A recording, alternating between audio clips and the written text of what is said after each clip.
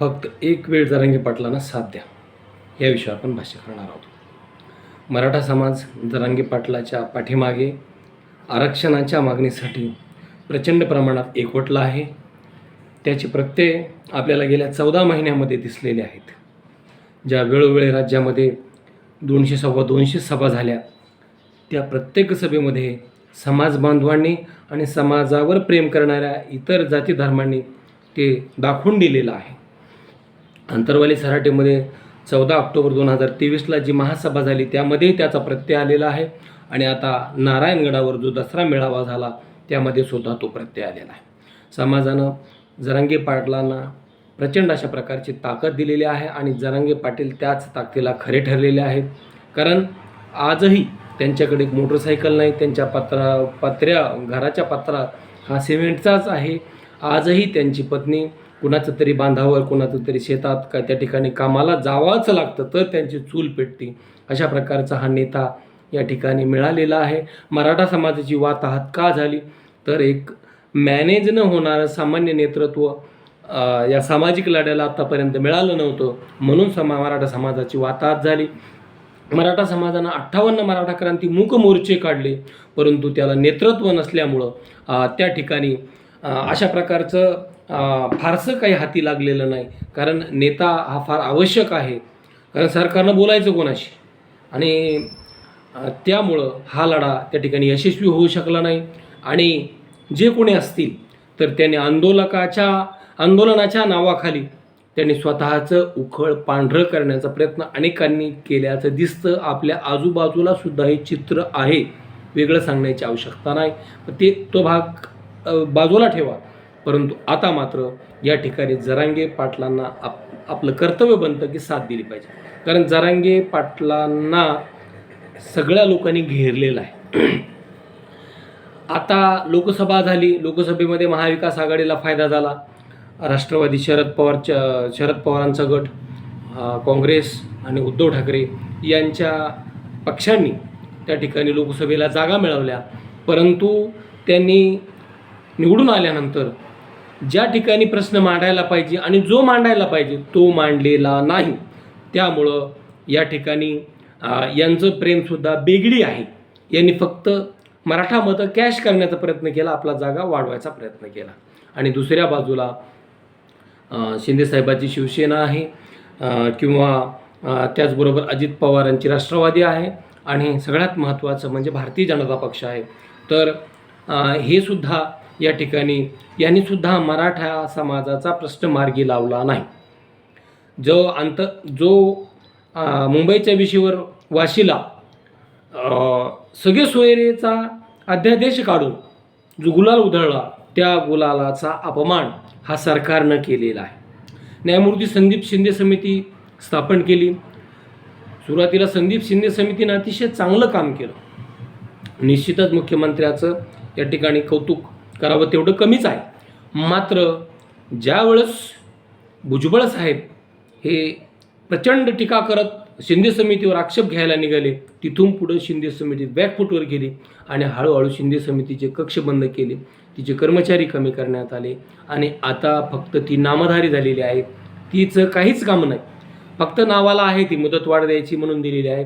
त्यामुळं मराठा समाजाचा प्रश्न हा तसाच निरुत्तरित राहिलेला आहे. या उलट सरकारनं अनेक मंत्री हे मराठा समाजाच्या विरोधात गरळ ओकण्यासाठी वापरलेले आहेत.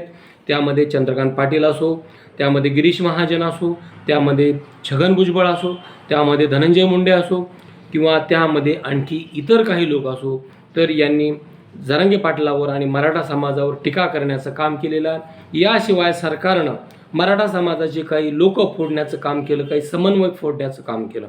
आपण पाहतो मराठा समाजाचे काही अभ्यासू लोक आहेत, समन्वयक आहेत, आणि ते सरकारची पाठराखण करण्याचा प्रयत्न करत आहेत. काही भारतीय जनता पक्षाचे प्रवक्ते आहेत, ते जरांगे पाटलामुळे EWS गेलं असं म्हणत आहेत. वास्तविकता जरांगे पाटलांनी 10% SCBC आरक्षणाची किंवा 50%च्या वरच्या आरक्षणाची मागणी कधीही केलेली नाही. मात्र ते म्हणतात जरांगे पाटलामुळे. अहो, तुम्ही नाही ते थोपवलं, त्याच्यामुळे ते बंद झालं. जरांगे पाटलांना का दोष देता तुम्ही? आणि जरांगे पाटील होते कोण? म्हणजे हा एक फक्त बुद्धिभेद करण्याचा प्रयत्न आहे. आणि गेल्या 75 वर्षामध्ये आपण राज्यकर्त्यांच्या अनेक पिढ्या मोठ्या केल्या, परंतु त्यांनी त्यांचे आजोबा, पणजोबा, मुलगा, नातू, पंतू, पुतण्या, चुलते हे राजकारणात पुढे आणले. मेवणा, साडू हे पुढे आणले. यांना पदं मिळाली. मग ते वेगवेगळे प्रमुख पदं मिळाली, मंत्रिपदं मिळाली, महामंडळाचे अध्यक्षपद मिळाले, परंतु त्याचा सोयीस्कर वापर मराठा समाजाच्या विकासासाठी झाला नाही. सरकार म्हणते आम्ही हे दिलं, ते दिलं, मराठा समाजाला ते केलं. इथं असं बोललं जातं की फडणवीस साहेबांनी पहिलं आरक्षण दिलं, हायकोर्टात टिकवलं आणि सुप्रीम कोर्टात कोणी टिकवलं नाही. तर हे सगळं थोतांड आहे. राज्य सरकारला अधिकार नसताना आरक्षण देण्याचे फडणवीस साहेबांना आरक्षण दिलं. का दिलं हा एक मोठा प्रश्न आहे. राज्याला अधिकारच नव्हते, मग दिलं कसं? इथंच प्रश्न सुरू होतो.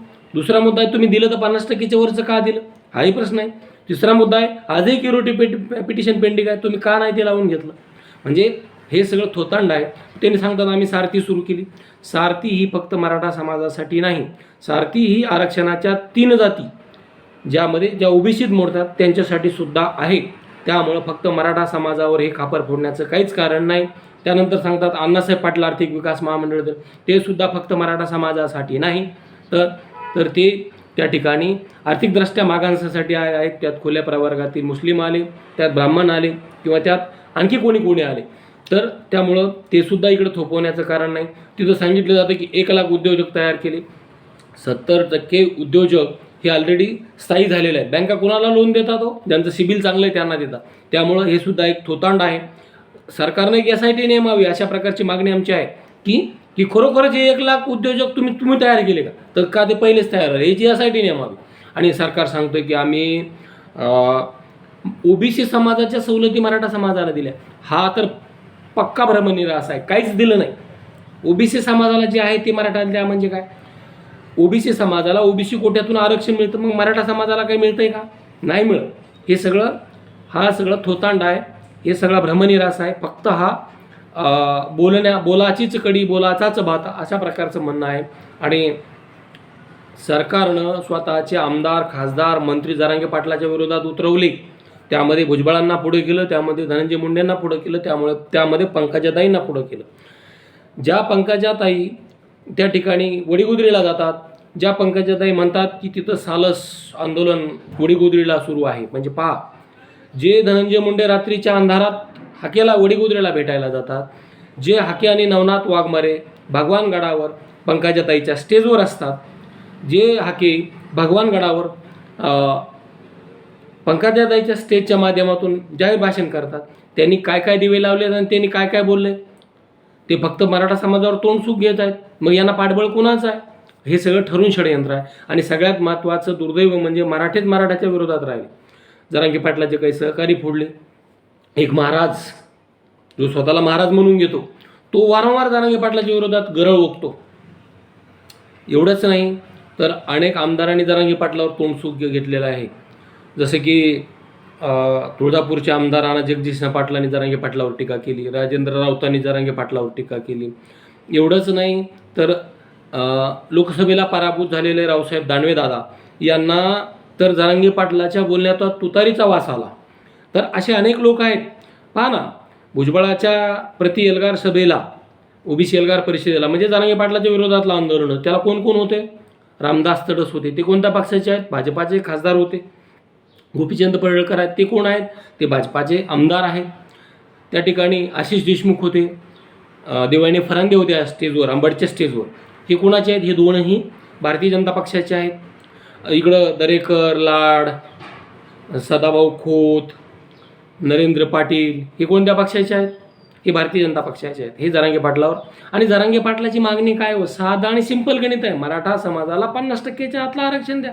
तुमच्याकडे तज्ज्ञांच्या फौजा आहेत आणि देता येत नाही का? देता येत. आणि शुक्रे आयोगानं सांगितलं, शुक्रे साहेबांनी सांगितलं आरक्षण 3च प्रकारचं, SC, ST आणि SC-BC, म्हणजे पर्याय ओबीसी. मग तुम्ही तिसरं आरक्षण का देता हो? का मराठी काय भारतातले नाहीत का? ते काय परग्रहाहून आलेत का?